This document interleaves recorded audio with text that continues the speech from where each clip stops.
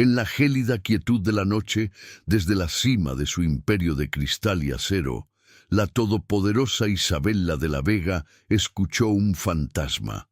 No era el susurro del viento contra las ventanas panorámicas de su despacho en el último piso de Vega Corp, sino algo mucho más imposible, las notas del nocturno Opten 9 número 2 de Chopin. Pero no era una simple interpretación. Era la melodía exacta, con las mismas pausas íntimas y el mismo doloroso anhelo que solo su padre, fallecido hacía décadas, sabía imprimirle. Aquella pieza era su secreto, el santuario de su luto, una promesa rota por un trágico accidente. Un escalofrío recorrió su espalda, no de frío, sino de pura incredulidad. La música no estaba en su cabeza, ascendía real y vibrante desde el vestíbulo vacío del rascacielos. El corazón de la mujer conocida como la Dama de Hielo martilleaba contra sus costillas mientras el ascensor descendía a una velocidad vertiginosa, rompiendo el silencio de su jaula de oro. Esperaba encontrar una ilusión, un recuerdo materializado, pero lo que vio la dejó sin aliento. Allí, frente al gran piano de cola que adornaba el atrio de mármol, no había ningún espectro. Estaba Mateo García, el conserje del turno de noche, un hombre invisible cuyo uniforme gastado contrastaba brutalmente con el lujo circundante. Sus manos, curtidas por el trabajo duro, se deslizaban sobre las teclas con una delicadeza que desmentía su humilde apariencia, y en sus ojos brillaban lágrimas de una profunda y antigua tristeza. Al verla, la música se detuvo en seco. ¿Qué harías si descubrieras que el hombre que limpia el suelo de tu imperio guarda la llave de tu alma y el secreto más oscuro de tu familia? Pero antes de desvelar cómo las manos de un conserje podían tocar la melodía de un alma rota, haz una pausa. Si crees que el destino puede reescribir la más triste de las historias y que dos mundos opuestos pueden encontrarse en una misma nota musical, toca el me gusta y suscríbete ahora. Porque lo que estás a punto de descubrir no solo probará que el pasado nunca muere, sino que el amor verdadero puede nacer del misterio más desgarrador. Créenos, esta es una de esas historias que demuestran que la justicia y las segundas oportunidades a veces llegan de la mano de quien menos esperas, cambiando absolutamente todo lo que creías saber. La conmoción inicial dejó a Isabela paralizada. Su mente de estratega luchando por procesar una variable imposible. La arrogancia, su armadura habitual, fue lo primero que acudió en su defensa. Al día siguiente convocó a Mateo a su despacho, un santuario de poder con vistas a toda la ciudad. El contraste entre su traje de diseño y el uniforme desgastado de él llenaba la habitación de una tensión palpable. «Quiero saber cómo conoce esa melodía», dijo ella, su voz fría como el acero, deslizando un sobre grueso sobre la mesa de caoba. «Aquí hay suficiente dinero para que no tenga que volver a limpiar un suelo en su vida. A cambio, solo quiero la verdad». Mateo ni siquiera miró el sobre. Sus ojos, cargados de una dignidad inquebrantable, se encontraron con los de ella. «Señora de la Vega, hay cosas que el dinero no puede comprar, y los recuerdos de un amigo son una de ellas. Guárdese su dinero». El rechazo de Mateo, tan sereno y firme, desarmó a Isabela por completo. Aquella noche, la Dama de Hielo sintió cómo su fortaleza se resquebrajaba. Incapaz de conciliar el sueño, bajó de nuevo al vestíbulo, donde encontró a Mateo puliendo el mármol con movimientos lentos y metódicos. Esta vez se acercó a él sin la coraza de deseo. «Mi padre», comenzó, su voz apenas un susurro que rompía el silencio de la madrugada. «Él me prometió que me enseñaría a tocarla, pero no tuvo tiempo». Una lágrima solitaria rodó por su mejilla, una traición a su imagen impasible. Mateo detuvo su trabajo y la miró con una empatía que ella no había sentido en décadas. Su padre decía que la música no estaba en las notas, sino en el silencio que hay entre ellas. Decía que ahí es donde vivía el alma. Esa frase, un secreto íntimo entre ella y su padre, fue la primera llave que abrió su corazón. Mientras una frágil confianza comenzaba a florecer en la penumbra del rascacielos, la luz del día traía consigo la amenaza. Ricardo de la Vega, con su sonrisa afable y sus ojos calculadores, entró en el despacho de su sobrina. «Isabela, querida, me han llegado rumores preocupantes», dijo, fingiendo una paternal inquietud. «Se te ha visto hablando con el personal de limpieza a altas horas de la noche. Un hombre de esa clase no es apropiado. La gente hablará, pensarán que te estás volviendo vulnerable, que intentan aprovecharse de tu dolor». Cada palabra era una daga envuelta en seda, diseñada para sembrar la duda y aislarla. «Solo quiero protegerte a ti y al legado de tu padre. Un escándalo así podría destruir todo lo que hemos construido». Isabela sintió un escalofrío. La manipulación de su tío era tan sutil como venenosa, y por un instante la duda la asaltó. Esa noche, la incertidumbre pesaba sobre Isabela como una losa. Las palabras de Ricardo resonaban en su cabeza, luchando contra la extraña y poderosa conexión que sentía con Mateo. Tomó una decisión. Buscó al conserje en los pasillos desiertos, su corazón latiendo con una mezcla de miedo y esperanza. «Mi tío cree que eres un fraude», le confesó, su mirada intensa y desesperada. «Yo necesito creer que no lo eres. Necesito la verdad. No la que se compra con dinero, sino la que se esconde en el pasado». Hizo una pausa y luego añadió, sellando su pacto: «En el ático guardo todas sus cosas, cajas llenas de cartas, programas de conciertos, diarios. Ayúdame a entender, Mateo. Ayúdame a encontrarlo a él entre todo eso». Él asintió lentamente, sus ojos reflejando la misma determinación. En el silencio de la noche, dos almas solitarias forjaron una alianza secreta, una búsqueda que podría salvarlos o destruirlos para siempre. El ático era un mausoleo de recuerdos, un laberinto de cajas polvorientas y muebles cubiertos por sábanas blancas que parecían fantasmas del pasado. El aire olía a papel antiguo y a la lavanda que su madre usaba para perfumar los armarios. Bajo la luz de una única bombilla, Isabela y Mateo se movían con un respeto casi sagrado, sus mundos opuestos convergiendo en una misión compartida. Él, con sus manos expertas pero ahora temblorosas por la emoción, abría delicadamente las tapas de las cajas, mientras ella, despojada de su armadura de CEO, leía en voz alta los nombres de viejos teatros y fechas de conciertos olvidados.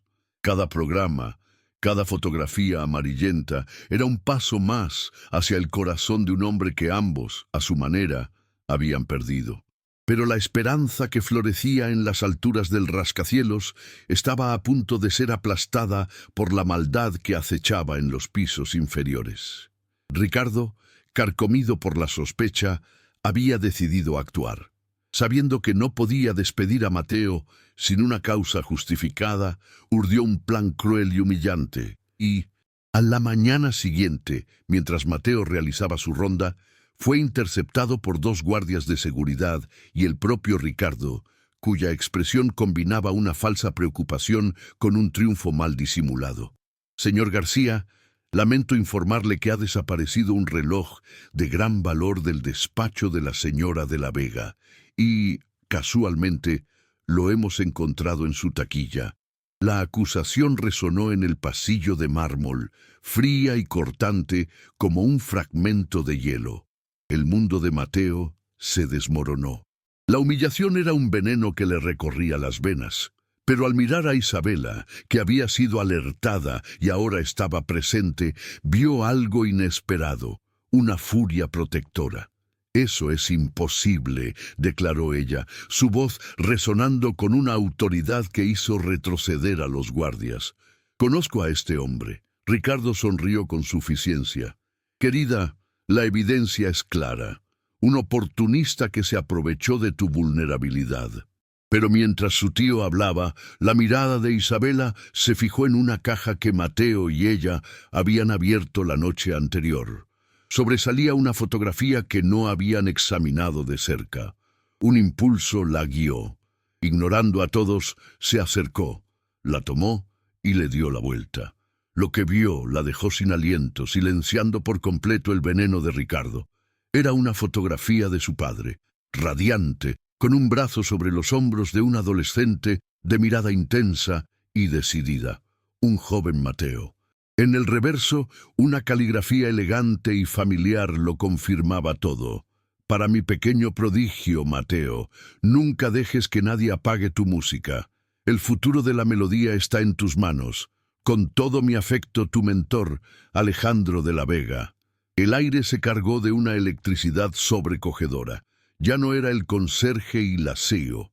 Eran la hija y el protegido del mismo hombre, unidos por un legado robado.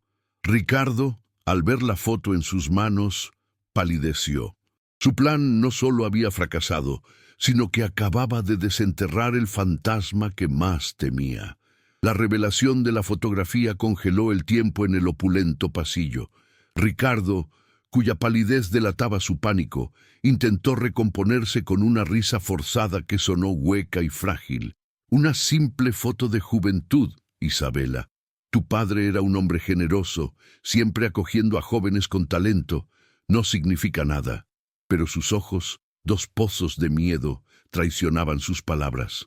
Isabela, sin embargo, ya no era la sobrina vulnerable que él creía manipular. Dio un paso al frente, interponiéndose entre su tío y Mateo, un gesto que era a la vez una protección y una declaración de guerra. Este hombre, tío, es el legado viviente de mi padre, y tú vas a tener que explicar delante de todos por qué has pasado décadas intentando borrarlo de la historia y humillarlo. Esto no ha terminado. Esto acaba de empezar. La amenaza en su voz, fría y afilada, hizo que Ricardo retrocediera, su máscara de afabilidad hecha añicos para siempre.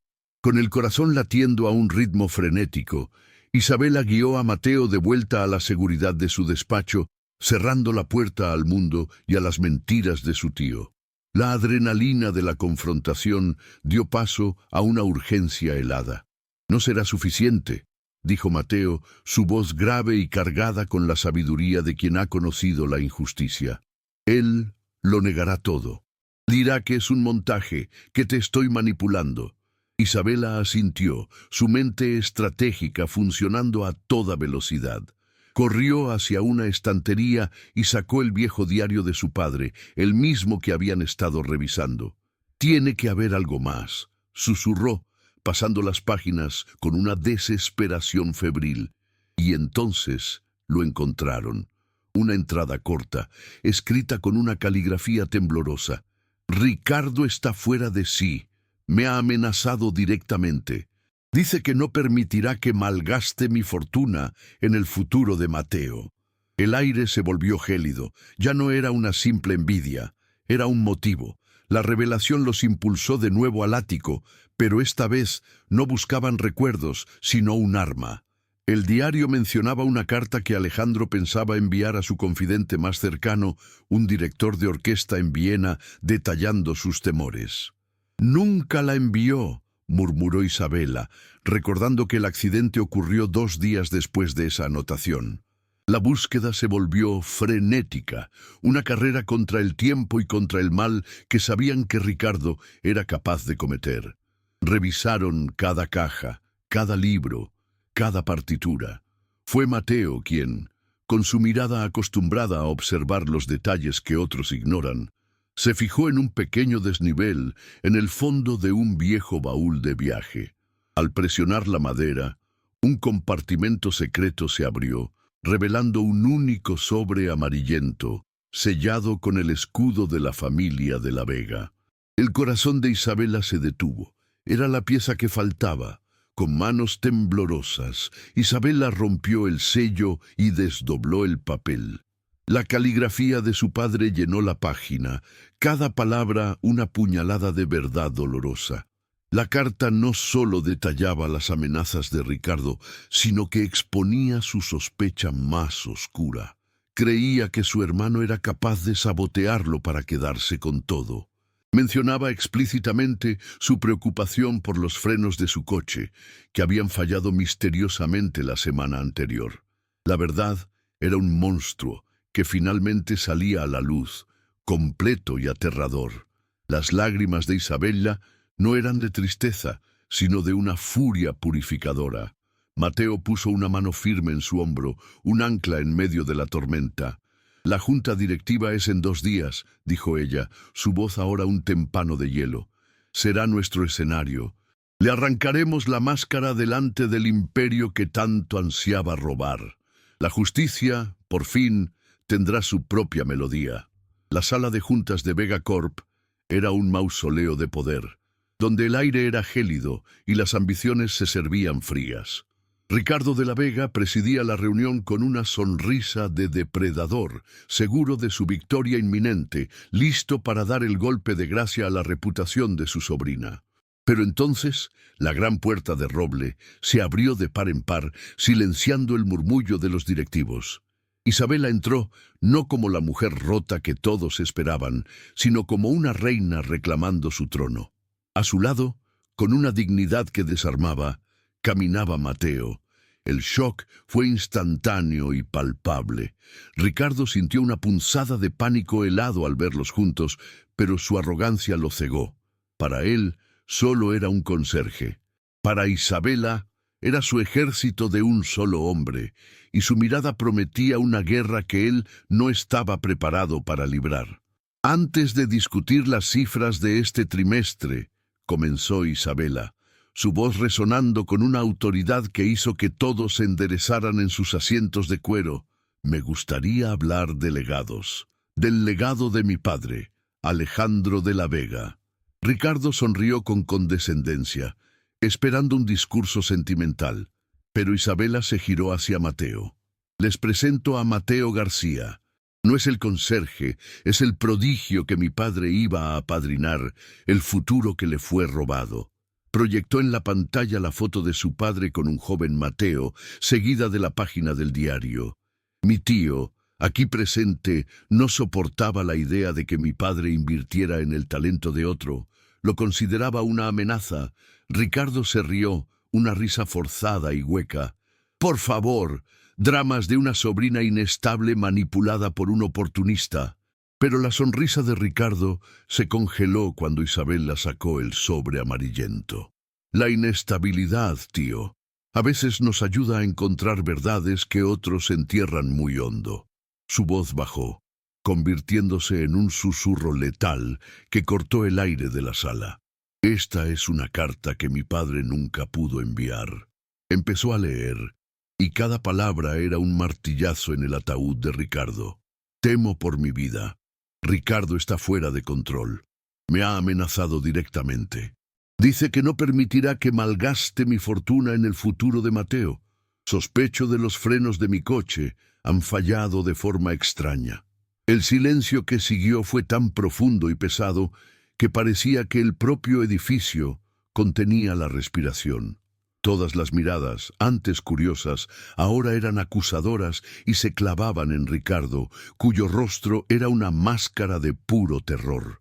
«Es una mentira, una falsificación», gritó Ricardo poniéndose en pie de un salto, su cuerpo temblando de pánico. Pero ya era demasiado tarde. La verdad, una vez liberada, era imparable. «También tenemos la confesión grabada del mecánico al que sobornaste hace 20 años para que cortara esos frenos», sentenció Isabela, su voz fría como el acero. Fue el golpe final. El horror se dibujó en los rostros de los directivos. La máscara de Ricardo de la Vega se hizo añicos, revelando al monstruo que había debajo. «Seguridad», ordenó Isabela con calma. «Acompañen al señor de la Vega fuera de este edificio y de nuestras vidas». Mientras lo escoltaban, humillado y derrotado, las miradas de Isabela y Mateo se encontraron por encima de la mesa de caoba. En sus ojos no solo había victoria, sino la promesa de un futuro construido sobre las ruinas de una mentira. La justicia por fin había encontrado su melodía. La caída de Ricardo de la Vega no fue un susurro, sino un estruendo que sacudió los cimientos de Madrid. No solo fue despojado de su cargo y expulsado del edificio que codiciaba, sino que la carta y la confesión del mecánico se convirtieron en pruebas irrefutables en un juicio que acaparó todos los titulares. La justicia, aunque tardía, fue implacable. Condenado por fraude, conspiración y la autoría intelectual de un asesinato frustrado, Ricardo cambió su traje de diseño por un uniforme de presidiario, su lujoso despacho por una celda fría y solitaria. Mientras el mundo observaba su desgracia, Isabela y Mateo se mantuvieron al margen del circo mediático, unidos no por la venganza, sino por el alivio de ver la verdad finalmente iluminando las sombras de su pasado. La justicia no era un trofeo, sino el suelo firme sobre el que por fin podían empezar a construir. En los meses que siguieron, el imperio de cristal y acero de Vega Corp comenzó a respirar de una forma completamente nueva. Isabela, liberada del peso del luto y la mentira, canalizó su formidable energía en una transformación radical. Liquidó los activos tóxicos de la era de su tío, y con una parte sustancial de su fortuna personal, creó la Fundación Musical de la Vega, un santuario para jóvenes talentos sin recursos. Mateo, por su parte, se sometió a una compleja cirugía en las manos. Aunque no le devolvió la agilidad de un virtuoso, sí mitigó el dolor crónico, permitiéndole tocar de nuevo, no para las grandes audiencias, sino para algo mucho más importante, para enseñar. Juntos, supervisaron cada detalle de la fundación, convirtiendo su dolor compartido en un legado de esperanza. Un año después, el aire ya no olía a ambición fría, sino a barniz de violín y a sueños recién desempolvados. La inauguración de la Academia de Música de la Vega era un hervidero de risas infantiles, acordes esperanzados y una alegría palpable que contrastaba con el silencio corporativo del pasado. Isabela, radiante con un vestido sencillo y una sonrisa que había borrado cualquier rastro de la dama de hielo, sostenía la mano de Mateo, cuyo rostro reflejaba una serenidad y un orgullo que el dinero jamás podría comprar. A su lado, la hija de Mateo, ahora también hija de Isabela en el corazón, miraba a su padre con una admiración infinita. Ya no eran la CEO y el conserje, eran una familia, el epicentro de un nuevo mundo construido sobre la verdad y el amor. Frente a todos los alumnos, padres y benefactores, Mateo se sentó al gran piano de cola, el mismo que había sido testigo de su primer y clandestino encuentro. No miró a la audiencia, sino directamente a los ojos de Isabela. Sus dedos, ahora libres de la prisión del dolor, se posaron sobre las teclas y comenzaron a tocar el Nocturno Op. 9, número 2 de Chopin. La melodía inundó la sala, pero esta vez no estaba cargada de tristeza, sino de una gratitud infinita, de un amor que había sobrevivido a la traición y al tiempo. Las lágrimas que rodaron por las mejillas de Isabela eran de pura felicidad. La música que una vez representó su pérdida más profunda era ahora la banda sonora de su redención, la prueba de que el amor verdadero no solo encuentra su melodía, sino que la compone de nuevo, más fuerte y hermosa que antes. La historia de Isabela y Mateo demuestra que el amor, forjado en la verdad y la justicia, es la fuerza más poderosa del universo, capaz de sanar las heridas más profundas y reescribir el destino. Si este relato de redención ha tocado tu alma, comparte para que más personas crean en lo imposible. Y suscríbete para no perderte más historias donde el bien siempre triunfa, sin importar cuán oscura sea la noche. Juntos, vamos a celebrar las segundas oportunidades que demuestran que el corazón siempre encuentra el camino a casa. Y así, en el corazón de Madrid, el frío imperio de Vega Corp se transformó en un cálido santuario. El rascacielos que una vez fue una jaula de oro para Isabela y un símbolo de humillación para Mateo, se convirtió en el cimiento de un sueño compartido. La Academia de Música de la Vega no era solo un edificio, sino un latido constante, un lugar donde el talento nunca más sería silenciado por la falta de recursos. Isabella, ya no la dama de hielo, sino la guardiana de un legado, y Mateo, el mentor que siempre debió ser, encontraron su propósito no en la cima del poder, sino en las sonrisas de los niños que ahora llenaban los pasillos con sus melodías. Juntos, con la hija de Mateo a su lado, formaron una familia forjada no en la sangre, sino en la promesa de un futuro donde el amor y la música eran la única herencia que importaba. Su viaje es la prueba viviente de que el amor verdadero es una melodía que el destino se encarga de componer, a veces a través de las notas más dolorosas. Es una sinfonía capaz de silenciar el ruido del mundo, la codicia, la mentira y las barreras sociales que intentan ahogarla. Isabella y Mateo no solo se encontraron en el eco de una pieza de Chopin, se reconstruyeron el uno al otro, pieza a pieza, nota a nota. Demostraron que las segundas oportunidades no son un regalo del azar, sino una elección valiente, la decisión de escuchar la música del corazón por encima de todo lo demás. Su historia nos recuerda que las almas gemelas no siempre se encuentran en un baile de salón, sino a menudo en el silencio de la noche, donde las heridas son más visibles y la verdad resuena con más fuerza. La historia de Isabella y Mateo demuestra que el amor, forjado en la verdad y la justicia, es la fuerza más poderosa del universo, capaz de sanar las heridas más profundas y reescribir el destino. Si este relato de redención ha tocado tu alma, comparte para que más personas crean en lo imposible. Y suscríbete para no perderte más historias donde el bien siempre triunfa, sin importar cuán oscura sea la noche. Deja tu me gusta para celebrar las segundas oportunidades que demuestran que el corazón siempre encuentra el camino a casa. Juntos vamos a seguir creyendo en los finales felices que solo el amor verdadero puede componer.